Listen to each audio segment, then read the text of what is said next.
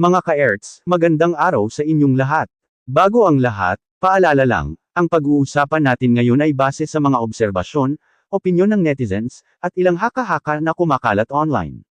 Hindi ito kumpirmadong katotohanan, kundi isang reaksyon lamang para magbigay linaw at pag-isipan natin ng maayos ang sitwasyon.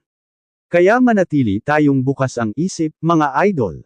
Ngayon, dumako tayo sa mainit na usapin na talaga namang pinag-uusapan ngayon ng maraming netizens, ang biglaang pagdawat sa pangalan ni Kuya Val, ang kinikilalang haligi at founder ng Kalinga. Isang taong matagal nang kilala sa pagtulong sa mga nangangailangan. Hindi lang iilan, kundi napakarami na niyang natulungan, mga pamilyang walang-wala, mga batang gustong makapag-aral, at mga taong halos mawalan na ng pag-asa sa buhay. Sa tagal ng panahon, si Kuya Val ay hindi lang basta tumulong, nagbigay siya ng pag-asa. Kaya nga sa kanilang lugar, kilala siya bilang isang tao na may malasakit, may puso, at hindi nagdadalawang isip na umalalay sa kapwa. Kaya ang tanong ngayon ng karamihan, bakit parang biglang nag-iba ang ihip ng hangin? Bakit tila may mga paratang na unti-unting lumalabas? At ang mas matindi pa, bakit nadadamay pa ang pangalan ng mama ni Viancy sa isyong ito? Ano ba talaga ang nangyayari sa likod ng kamera? Maraming netizens ang nagsasabing, hindi ito normal. Dahil kung babalikan natin, wala namang naitalang masamang ginawa si Kuya Val sa pamilya ni Viancy. Sa katunayan, kung tutuusin, mas marami pa nga siyang naitulong kaysa naging problema. Kaya saan nanggagaling ang ganitong klaseng issue? Dito na pumapasok ang mas lalong nagpapainit ng usapan, ang posibilidad ng sabotahe. Oo mga idol, sabotahe.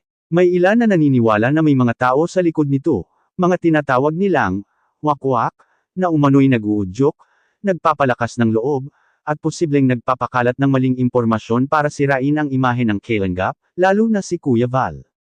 Pero sino nga ba ang mga ito? Ano ang motibo nila? Inggit ba? Personal na galit? O may mas malalim pang dahilan na hindi pa natin nakikita? Hindi natin may kakaila na sa mundo ng pagtulong at kasikatan, may mga pagkakataon talagang may inggit. May mga taong hindi matutuwa sa tagumpay ng iba. At kung totoo man na may sabotahe, napakasakit isipin na ang target ay isang taong ang hangarin lang ay tumulong. Mas lalong nagiging komplikado ang lahat dahil nadadamay ang pangalan ng isang ina, ang mama ni Viancy.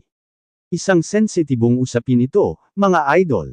Dahil ang pamilya ay dapat iginagalang, hindi ginagamit sa anumang gulo o paghihiganti. Kaya ngayon, tanong ng lahat, ito ba ay simpleng misunderstanding lang? O may mga taong sadyang gustong guluhin ang sitwasyon para may mapala sila? Sa puntong ito, hindi pa malinaw ang buong katotohanan. Pero isang bagay ang sigurado, ang pangalan ni Kuya Val, na matagal ng simbolo ng pagtulong, ay ngayon sinusubok ng isyong ito. Kaya mga ka-Erts, sa mga susunod na segment, mas hihimayin pa natin ang bawat detalye. Sino ang posibleng nasa likod? Ano ang mga ebidensya? At ano ang dapat nating paniwalaan? Huwag kayong aalis, dahil lalong iinit ang usapan. Mga ka-Erts, dumako naman tayo ngayon sa mas malalim na bahagi ng usapan. Kung sa unang segment ay naipakita natin ang kabuoang larawan, kung paano nadawit ang pangalan ni Kuya Val at kung bakit nagdududa ang netizens, ngayon naman ay hihimayin natin ang posibleng pinagmulan ng issue. Kasi aminin natin, hindi basta-basta lalabas ang ganitong klaseng kontrobersya kung walang nagtutulak. Hindi ito parang simpleng chismis lang na kusang kumalat. May pattern, may timing, at higit sa lahat, may direksyon. Napansin ng ilang netizens na tila may mga account o tao na paulit-ulit ang sinasabi. Parang iisa ang tono, iisa ang linya, na para bang may gustong iparating na narrative.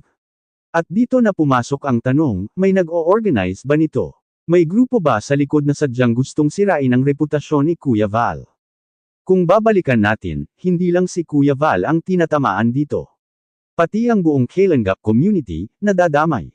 At ang pinakamasakit, nadadamay pa ang pamilya ni Viancy, lalo na ang kanyang mama.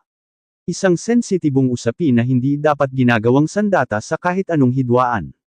Ngayon, isipin natin mga idol, kung may taong gustong maghiganti, ano ang pinakamadaling paraan? Hindi ba't sirain ang pangalan ng kalaban? Lalo na kung kilala ito sa kabutihan. Dahil kapag nasira ang imahe, mawawala ang tiwala ng tao. At kapag nawala ang tiwala, doon na magsisimula ang pagbagsak. Pero dito pumapasok ang isang mahalagang punto, na saan ang konkretong ebidensya. Hanggang ngayon, karamihan sa kumakalat ay pawang screenshots, haka-haka, at mga kwentong walang malinaw na pinanggalingan. Walang solid na patunay na direktang may ginawang mali si Kuya Val laban sa pamilya ni VNC. Kaya maraming netizens ang nagsasabi, magdahan-dahan tayo. Dahil sa panahon ngayon, napakadaling maniwala sa nakikita online. Isang post lang, isang video lang, pwede nang magbago ang tingin natin sa isang tao. Pero hindi lahat ng nakikita natin ay totoo. At kung talagang may problema, hindi ba mas maayos kung pag-usapan ito ng pribado? Bakit kailangang umabot sa puntong nagiging usap-usapan na ng publiko? Sino ang may pakinabang sa paglalabas ng ganitong issue? Dito lalo nagiging kaina-hinala ang sitwasyon. Dahil kung tunay na may hinaing, bakit parang may ibang agenda na sumasabay? Parang may ibang gustong sumakay sa issue para lalo itong palakihin. At dito na muling bumabalik ang tanong, sino ang mga wakwak na sinasabi ng iba? Mga taong nasa likod ng eksena, nag-uudyok, nagpapalakas ng loob, at posibleng nagdidikta ng direksyon ng kwento. Hindi natin sinasabing ito ang katotohanan. Pero hindi rin natin pwedeng isantabi ang posibilidad. Dahil sa dami ng inconsistencies at kakaibang galaw ng isyo, hindi may iwasang mag-isip ang mga tao. Sa huli, mga ka-erts, ang pinakamahalaga dito ay maging mapanuri tayo. Huwag agad-agad maniwala. Huwag basta-basta manghusga. Dahil ang isang maling akala, pwedeng makasira ng pangalan ng isang taong matagal nang nagsisilbi at tumutulong sa iba. Sa susunod na segment, mas titignan pa natin ang epekto nito sa Kalenga at sa mga taong umaasa sa kanila. Dahil hindi lang ito simpleng issue, may mga buhay na pwedeng maapektuhan. Huwag kayong aalis. Mga ka-erts, kung kanina ay tinalakay natin ang posibleng pinagmulan ng issue at ang mga kaina-hinalang galaw sa likod nito, ngayon naman pag-usapan natin ang epekto, hindi lang kay Kuya Val, kundi sa buong Kalenga at lalo na sa mga taong umaasa sa kanila. Dahil aminin natin, kapag may ganitong klaseng kontrobersya, hindi lang isang tao ang naaapektuhan. Para itong domino effect. Kapag natama ng leader, damay ang buong grupo. Kapag nasira ang tiwala, damay pati ang mga beneficiaries, yung mga taong araw-araw umaasa sa tulong, sa suporta, at sa pag-asang ibinibigay ng Kalenga. Isipin yung mga idol, paano kung dahil sa mga isyong ito, may mga donors o supporters na umatras? Paano kung may mga taong matakot tumulong dahil naguguluhan na sila sa nangyayari? Sino ang tunay na talo dito? Hindi ba't yung mga mahihirap na umaasa? Yung mga batang nangangarap? Yung mga pamilyang kumakapit na lang sa konting tulong para makaraos sa araw-araw? Kaya nga maraming netizens ang nananawagan ngayon, huwag gawing laruan ang ganitong klaseng issue. Dahil hindi ito simpleng drama lang sa social media. May mga totoong buhay ang nakataya dito. Ngayon, balikan natin si Kuya Val. Sa tagal ng panahon na siya ay tumutulong, bihira tayong makarinig ng ganitong klaseng paratang laban sa kanya. At kung meron man, kadalasan ay agad din naman itong nawawala dahil walang matibay na ebidensya. Kaya ang tanong, bakit ngayon? Bakit sa panahong mas lumalaki ang Kalenga, mas maraming natutulungan, saka pa lumalabas ang ganitong klaseng issue? Hindi maiiwasan na isipin ng iba na baka may mga taong naiinggit. O baka may mga hindi pabor sa ginagawa ng Kalenga. O baka naman may gustong makakuha ng atensyon gamit ang pangalan ni Kuya Val. At dito lalong nagiging sensitibo ang usapan, lalo na't nadadamay ang mama ni VNC. Dahil sa kultura natin, ang pamilya ay sagrado. Hindi ito dapat ginagamit sa anumang sigalot o intriga. Kaya maraming netizens ang nagsasabi na kung may problema man, sana ayusin ito sa tamang paraan, hindi sa pamamagitan ng paglalabas sa publiko na walang malinaw na konteksto. May ilan ding nagsasabi na baka may misunderstanding lang. Na baka may hindi pagkakaintindihan na pinalaki lang ng mga tao sa paligid. At kung ganun man, mas lalo lang pinapatunayan na may mga wakwak nga na sumasakay sa issue para lalo itong lumala. Kasi kung tutuusin, kung walang magpapalaki ng usapan, baka matagal na itong natapos. Pero dahil may mga taong patuloy na naglalagay ng gasolina sa apoy, lalong umiinit ang sitwasyon. At habang tumatagal, mas maraming haka-haka ang lumalabas. Mas maraming tanong kaysa sagot. At mas maraming taong nalilito kung ano na ba talaga ang katotohanan. Kaya mga ka-erts, sa gitna ng lahat ng ito, mahalagang tandaan, ang katotohanan ay hindi nababase sa dami ng shares o comments. Hindi ito nasusukat sa kung sino ang mas maingay online. Ang katotohanan ay nakabase sa ebidensya, sa maayos na pag-uusap, at sa malinaw na intensyon. Sa susunod na segment, pag-uusapan naman natin kung ano ang dapat gawin ng mga supporters at kung paano natin haharapin ang ganitong klaseng issue bilang isang komunidad. Huwag kayong aalis, dahil papunta na tayo sa mas mahalagang bahagi ng diskusyon. Mga ka-Erts, umabot na tayo sa isa sa pinakamahalagang bahagi ng usapan, ano nga ba ang dapat gawin ng mga supporters sa gitna ng ganitong klaseng kontrobersya? Dahil sa totoo lang, dito nasusubok hindi lang ang isang tao, kundi ang buong komunidad na sumusuporta sa kanya. Sa dami ng kumakalat na balita, screenshots, at kung ano-anong kwento, napakadaling madala ng emosyon. Minsan, hindi na natin napapansin na nagre-react na tayo base sa galit, sa awa, o sa pagkadismaya, imbes na sa katotohanan. Kaya unang-una, mga idol, huwag agad-agad maniwala.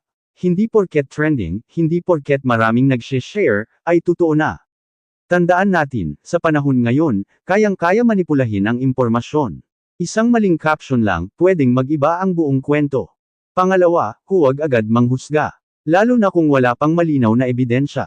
Dahil ang bawat salita na binibitawan natin online, may epekto. Isang maling akusasyon, pwedeng makasira ng reputasyon na matagal binuo. At pangatlo, panatilihin ang respeto. Kahit kanino pa yan, kay Kuya Val, sa pamilya ni VNC, o kahit sa mga taong may ibang opinyon. Dahil sa dulo ng araw, tao pa rin ang lahat ng sangkot dito. Ngayon, pag-usapan natin ang isang mahalagang punto, ang tamang proseso. Kung may problema man, hindi ba't mas maayos kung ito ay pag-usapan ng pribado? Harap-harapan, may respeto, at may layuning ayusin, hindi palalain. Dahil kung ang layunin ay solusyon, hindi kailangan ng ingay. Hindi kailangan ng social media war. Ang kailangan ay malinaw na komunikasyon. Kaya maraming netizens ngayon ang nananawagan, mag-usap muna bago maglabas ng issue sa publiko. Dahil kapag umabot na sa puntong viral na, mahirap nang kontrolin ang kwento. Marami nang makikisawsaw, marami nang magdadagdag, at minsan, nawawala na ang tunay na issue. At dito rin pumapasok ang responsibilidad ng bawat supporter. Hindi lang tayo basta tagapanood. Bahagi tayo ng komunidad. Kaya kung ano ang pinapakalat natin, yun din ang nagiging direksyon ng usapan. Kung patuloy nating pinapalaki ang haka-haka, lalong gugulo ang sitwasyon. Pero kung pipiliin nating maging kalmado, maging mapanuri, at maging patas, posibleng makatulong tayo para maayos ang lahat. Ngayon, balik tayo sa usapin ng wakwak. Kung totoo man na may mga taong nasa likod nito na nag-uudyok at nagpapalala ng sitwasyon, hindi ba't mas lalong kailangan na hindi tayo magpadaig sa kanila? Dahil kung magpapadala tayo sa galit at intriga, parang tayo na rin ang tumutulong sa kanilang plano. Kaya mga ka-Erts, sa puntong ito, ang pinaka-importante ay disiplina sa sarili. Disiplina sa pag-iisip, sa pananalita, at sa pag-share ng impormasyon. Hindi natin kontrolado ang lahat ng nangyayari, pero kontrolado natin kung paano tayo magre-react. At kung tunay tayong sumusuporta, hindi lang kay Kuya Val, kundi sa kabutihang layunin ng Kalingap, dapat mas pinipili natin ang kapayapaan kaysa kaguluhan. Sa final segment, bibigyan natin ng kabuoang pananaw ang isyung ito, ano ang dapat nating tandaan, at ano ang mensaheng dapat maiwan sa bawat isa. Huwag kayong aalis, dahil ito na ang pinaka-importanteng bahagi. Mga ka-Erts, dumako na tayo sa huling bahagi ng ating diskusyon. Matapos nating himayin ang bawat anggulo, mula sa pinagmulan ng isyu, sa mga posibleng nasa likod nito, hanggang sa epekto sa Kalingap at sa komunidad, ngayon, pag-usapan natin ang pinaka-importante sa lahat, ano ang dapat nating baunin at tandaan sa gitna ng lahat ng ito. Una sa lahat, malinaw na ang sitwasyon na ito ay hindi simpleng issue lang. Hindi ito basta intriga na pwedeng palipasin. Dahil sa likod ng bawat salita, bawat paratang, at bawat post, may mga taong naaapektuhan. May reputasyon na nasisira, may tiwala na nasusubok, at may mga inosenteng nadadamay. Kung babalikan natin si Kuya Val, isang bagay ang hindi matatawaran, ang kanyang track record sa pagtulong. Sa dami ng kanyang natulungan, sa haba ng panahong kanyang inalay para sa kapwa, mahirap baliwalain ang lahat ng iyon dahil lang sa mga paratang na wala pang malinaw na patunay. Hindi natin sinasabing perpekto ang kahit sino. Lahat tayo nagkakamali. Pero kung may issue man, nararapat lang na ito ay pag-usapan sa tamang paraan, may respeto, may ebidensya, at may layuning ayusin, hindi sirain. Ngayon, tungkol naman sa patuloy na pagdawat sa mama ni Viancy, mga idol, maging maingat tayo. Dahil ang pamilya ay hindi dapat ginagawang kasangkapan sa anumang gulo. Kung may hindi pagkakaintindihan, sana ayusin ito sa pagitan ng mga taong direktang sangkot, hindi sa harap ng publiko na walang buong konteksto. At kung totoo man ang sinasabi ng ilan na may mga wakwak na nag-uudyok at nagpapalala ng sitwasyon, lalo nating kailangang maging mapanuri. Dahil hindi lahat ng nakikita natin online ay totoo. May mga taong kayang baluktutin ang kwento para lang makakuha ng simpatya, views, o atensyon. Kaya sa dulo, ang laban na ito ay hindi lang tungkol sa kung sino ang tama o mali. Ito ay laban ng katotohanan laban sa haka-haka, ng respeto laban sa paninira, at ng kabutihan laban sa inggit at galit. Mga ka-erts, tandaan natin, ang tunay na sumusuporta ay hindi agad-agad naniniwala sa intriga. Ang tunay na sumusuporta ay marunong maghintay, magtanong, at maghanap ng katotohanan. Sa panahon ngayon, napakadaling maging bahagi ng problema. Isang click lang, isang share lang, pwede ka nang makatulong sa pagpapakalat ng maling impormasyon. Pero mas mahirap, at mas mahalaga, ang maging bahagi ng solusyon. Kaya panawagan ko sa inyong lahat, maging responsable tayo. Huwag tayong magpadala sa emosyon. Huwag tayong magpagamit sa mga taong may ibang agenda. At higit sa lahat, huwag nating kalimutan ang tunay na layunin ng Kalenggap, ang tumulong sa kapwa. Kung may problema man, darating din ang tamang oras na lilino ang lahat. Ang katotohanan, kahit gaano pa katagal, ay lalabas at lalabas. At sa huli, ang tanong na lang, kanino tayo papanig? Sa ingay ng intriga, o sa tahimik na katotohanan? Mga ka-erts, ito si Kuya Ers, nagsasabing mag-ingat, mag-isip, at manatiling totoo. Hanggang sa susunod nating usapan. Kung nagustuhan mo ang video na ito, huwag kalimutang i-like, i-share, at mag-subscribe sa ating channel para sa mas marami pang ganitong klaseng usapan. Maraming salamat, at ingat kayong lahat.